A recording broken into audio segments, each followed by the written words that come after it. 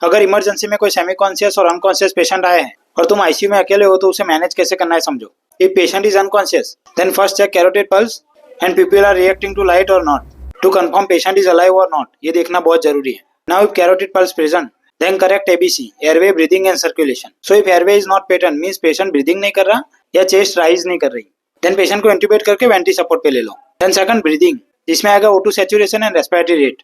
सो अगर सैचुरेशन कम है तो पेशेंट को ऑक्सीजन दो। If patient is known case of asthma और सीओपीडी देन नेबुलाइजर भी दो। देन सर्कुलेशन, जिसमें आएगा blood pressure and heart rate. So if heart rate is below 30 तो पेशेंट को एट्रोपिन दो एंड ब्लड प्रेशर चेक करो। If BP is low so first IV fluids दो।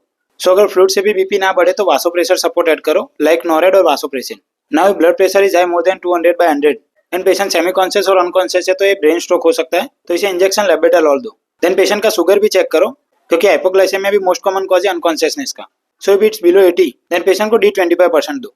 देन रिलेटिव्स को पूछो पेशेंट ने अल्कोहल या कोई ड्रग लिया या नहीं, या पेशेंट को सीजर तो नहीं आया। सो अगर सीजर के बाद पेशेंट अनकॉन्शियस हुआ है तो पेशेंट को लेविपिल 1 ग्राम स्ट्रेट दे दो जिससे सेकंड टाइम सीजर ना आए। अब मोस्टली हमने पेशेंट को स्टेबल कर दिया है। अब आगे हम इन्वेस्टिगेशन के अकॉर्डिंग ट्रीट करेंगे लाइक इलेक्ट्रोलाइट इम्बैलेंस, और अगर सिटी ब्रेन में कुछ आता है तो उस अकॉर्डिंग ट्रीट करेंगे।